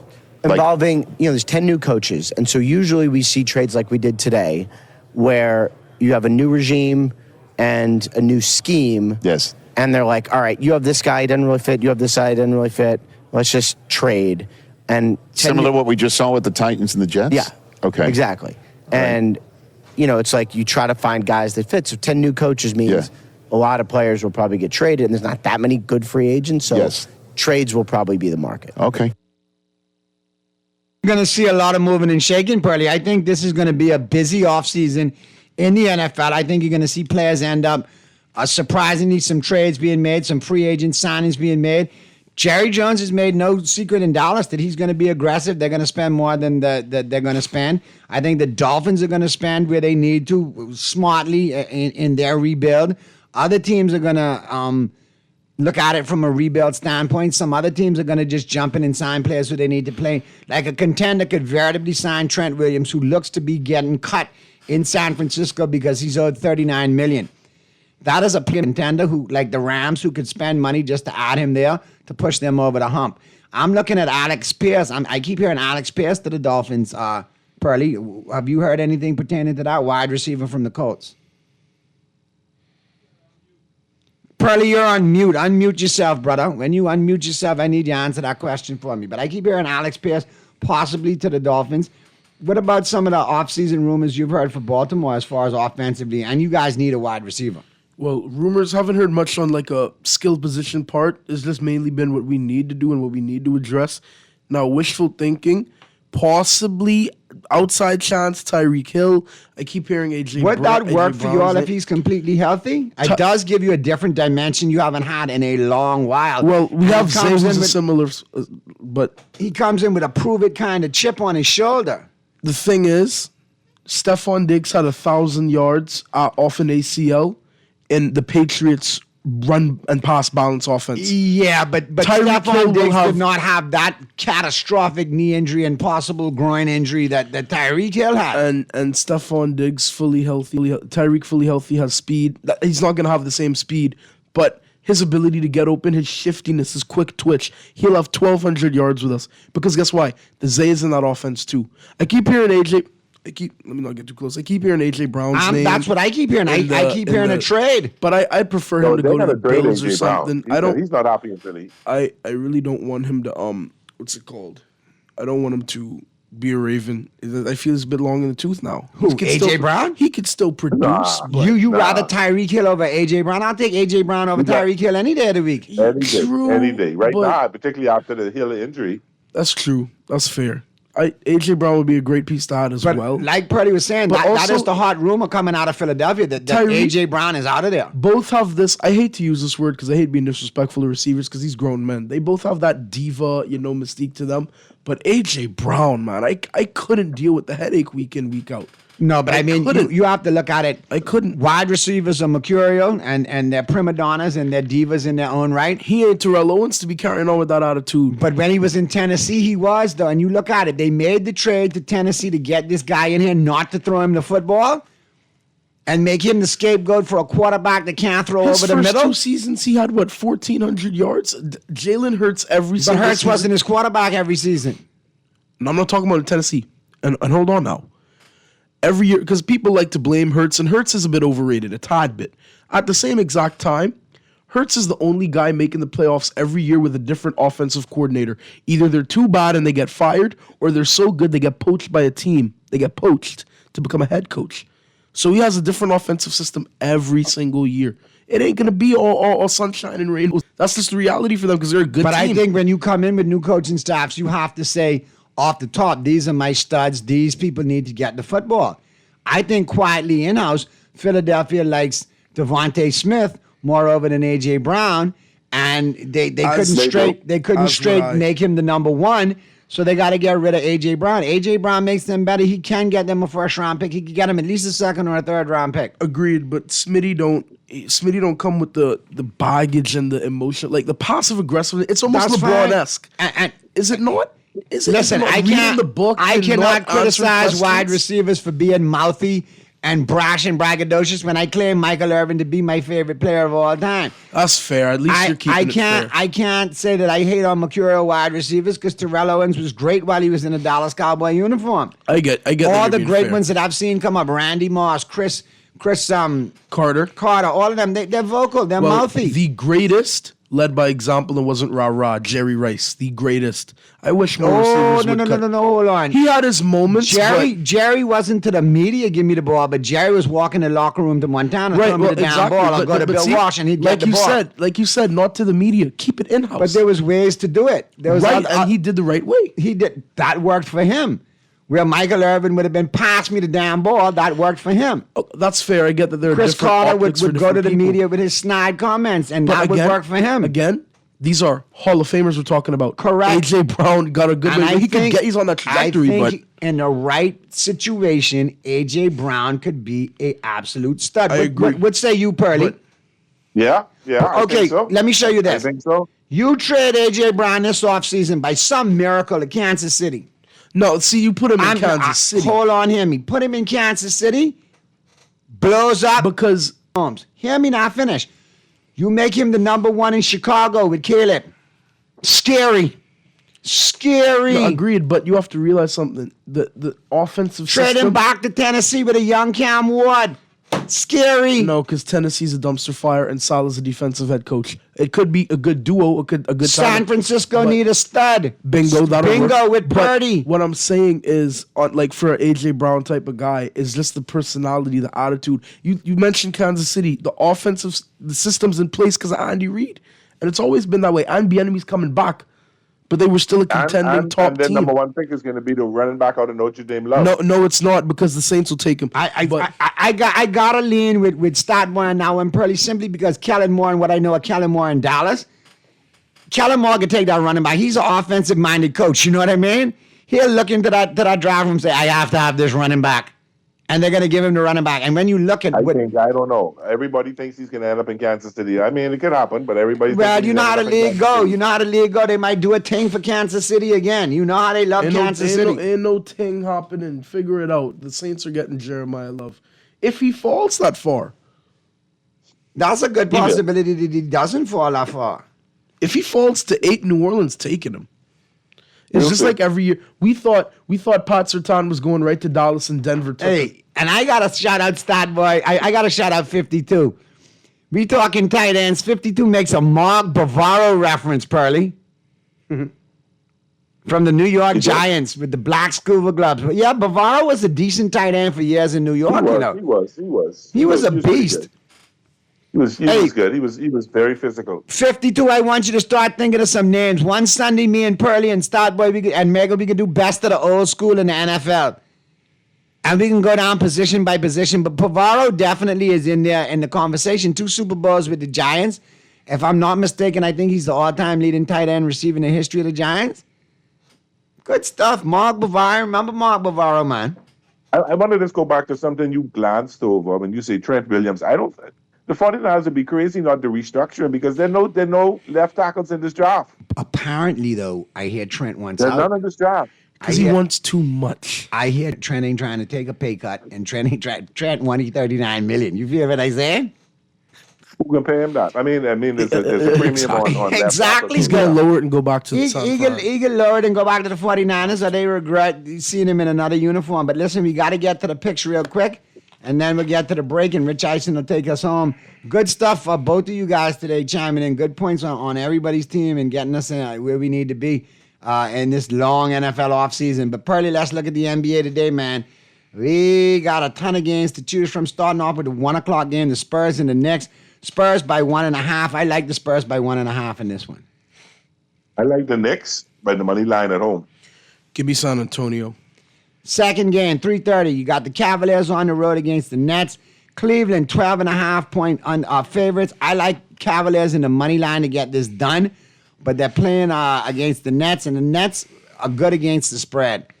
You know, if you want to gamble and you want to say take the Nets plus the 12.5, that's not a bad predicament at all. But I see the Cavaliers winning and getting it done. I just don't like the point spread, so I'll take them in the money line. Me too. I'll take them in the money line as well. Give me the Cavs. I don't really get into point spreads and all that. I don't bet, but yeah, give me the Cavs to win. The Bucks on the road against the Bulls. Milwaukee, 3.5 point favorites. Milwaukee's been playing some good basketball lately, despite Giannis being out. The Bulls are tough at home. I would probably go on record and say, let's take this one over the 230. I think this goes over the 230. I think the Bucks win this game as well. If I got to pick a winner, I'm going to say give me the Bucks, and I'll take it in the money line because the Bulls are at home, and that 3.5 is iffy. They can win by 3, and you can still lose, so let me just take them in the money line. Give me Chicago. I don't know why. Giannis is out. I like Chicago to win at home. Hot game at 3:30. Timberwolves on the road against the Nuggets. Nuggets 2.5 point favorites. I like the Nuggets at home with a fired up Jokic. I'll take the Nuggets minus the 2.5 based on the fact that they're at home. Well, I think it's up to 3.5 now, but I'll still take the Nuggets and the points. This is such a tough game. I'm going to ride with the Joker. That's my dog. I'm going to ride with the Nuggets. I like the Grizzlies on the road against the Pacers. This is a coin flip right here. I'll take the Grizzlies plus the 1.5 since the Pacers are 1.5 point favorites at home. Give me the Grizzlies plus the 1.5 on the road. I'll take the Pacers on the money line.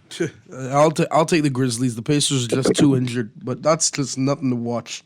Trailblazers on the road against the Atlanta Hawks. I like the Blazers in this one plus the 5.5. Give me the Blazers plus the 5.5 on the road against the Hawks. Yeah, I'd ride with you on that one. I agree. Blazers. Pistons on the road against the Magic. Detroit 5.5 point favorites. Give me the Pistons in the money line on this one. I think they're going to win the game. Or if you're a betting person, the Magic plus the 5.5 at home is really good. The Magic are good against the spread, especially at home. But I like the Pistons in the money line in this one. The Magic have been good against the money line. I just like the Pistons. I'm going to take them in the points today. Yeah, give me Detroit to win as well. All right, 76ers on the road against the Celtics. Give me the 76ers plus the 9.5 points. So what if Embiid's out? Give me the 76ers plus the 9.5. I think this is a closer game than people think. I agree. I think it's a lot closer game than people. I'll take the Sixers and the points. I agree. Wait, I got the Celtics to win, but y'all are taking them to cover this. Okay, we taking the Sixers plus the 9.5. You could take the Celtics. Yeah, I take the Celtics win in the money line. I'm sorry, they're winning that. Thunder on the road against the Mavericks. I like the Thunder in the money line. 16.5 is a big cover. The Mavericks, they will be playing at home a little bit, trying to keep it competitive. The Thunder are horrible against the spread because they're looking at double-digit spreads every day, like 16, 17, 18, which is kind of tough to cover. So I'll take the Thunder and the money line in this one. I'll take the Mavericks and the points. Give me the Thunder and the cover. The Mavericks just got blown out by 19 to the Grizzlies. Give me the Thunder and the cover. Pelicans on the road against the Clippers. We got to make it quick, fellas. Pelicans against the Clippers. Give me the Clippers at home in the money line against the Pelicans. Sure, Agreed. I'll ride with that. Agreed. Clippers. Kings and Lakers in the final game of the night. Give me the Lakers in the money line to win it, but I don't think they cover the 12.5 points. I agree. Who else am I going to bet on? Who else am I going to pick? Defense. Let's go Lakers, baby. Lake Show. Let's go. There you go, All man. right. For everybody who called in, chimed in, texted in, good stuff, man. For Mr. Producer, this your boy Naughty. For Stat Boy, for Earl of Pearl, we appreciate you. We'll see you again next week right here on Sunday, 11 a.m. to 1 p.m. for the Press Box, brought to you by the Island Game and Green Parrot. Enjoy your NBA Sunday, and we'll see you tomorrow right here on Guardian Radio. Have a great rest of your weekend, Bahamas. Ciao.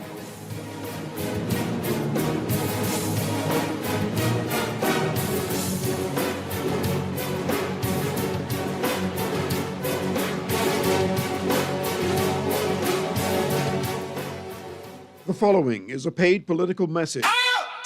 Kalani. Whoa. Hey. Kalani. Oh, the future is brighter. Oh, vote for MacGyver. Hey, 'cause she is a fighter.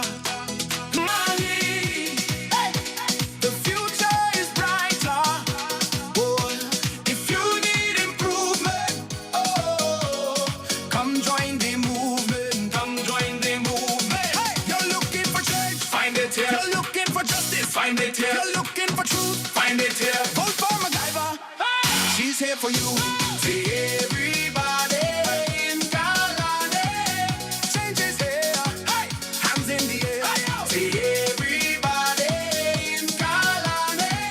Vote for MacGyver. She is a fighter. That was a paid political message. Play with Island Games. We making dreams come true.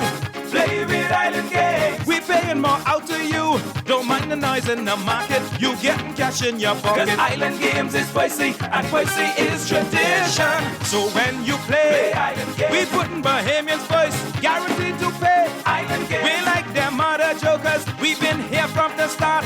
From the bike to computer. Island Games. We can make your dreams come true. We playing with Island Games. This is Guardian Radio 96.9 FM. Fresh news, smart talk, all day.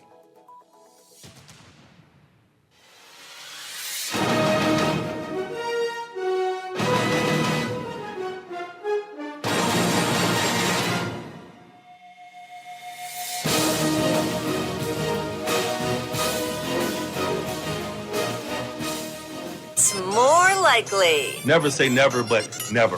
All right, Christopher, a scouting combine Yes, edition sir. of What's More Likely presented by Pella Windows Hello, and Doors. we got 6 topics. First off, as always, happy Friday. Good to see you guys. Yeah. Did you really light that candle? The candle's not even lit, bro. hold up. Let me- Let's get it started, Rich. More likely edge to elicit greater trade compensation. Max Crosby or Micah Parsons? I've already I'm gleaning what we heard from both Pelissero and Ian on Thursday. Did you say is that- Pelissero? Nicely. Wow. Done.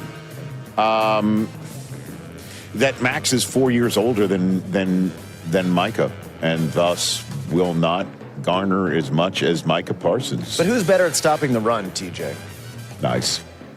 Get out of your system before Stephen Jones I gets know. within earshot. Sorry. Come on, man. You could be sitting there watching this right now saying, the heck with the Rich Eisen show. Yeah, please. No, I will definitely say even though a lot of people thought that the compensation for Micah should have been larger. Right. I do believe at the end of the day it will be larger than what the Raiders might get for Max Crosby. Because Max is 4 years older. Yeah.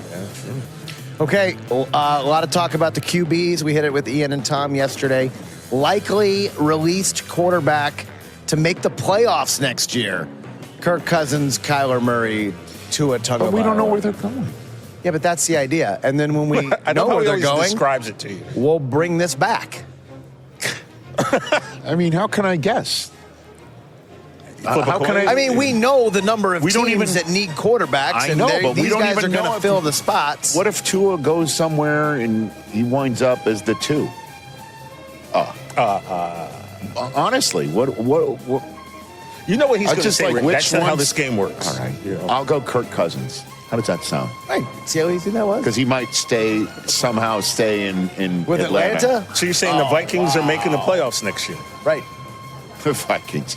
No, what the conversations I'm hearing around. Listen, by the way, I haven't gotten very many rumors, so.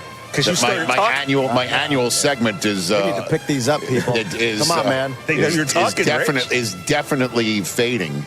That Geno Smith might be the guy in Minnesota. Really? Oh. Yeah, that you get a veteran like Geno, and then JJ goes and does his thing, and Geno can sit there and potentially pop in if JJ doesn't answer the bell, like he frequently could not, injury-wise, this past year. Except for when he played Dallas and he looked like You know, Well, that was your Tom That Brady. was a you thing. That's a YP. Okay, not a JJP. So yeah, I'll go Kirk. Okay. Cousins. Okay.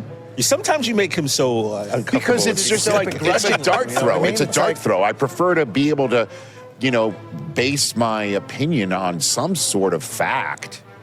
Well, in 3 weeks, Not you a guys are going to dart have throw. teams, and we'll do Okay, this we'll again. revisit. Okay, great. What else? We talked about the Vikings. Let's do it right now again. More likely to be the Vikings starting quarterback in week 1, J.J. McCarthy or the field. I'm not taking the field. I'm taking 9.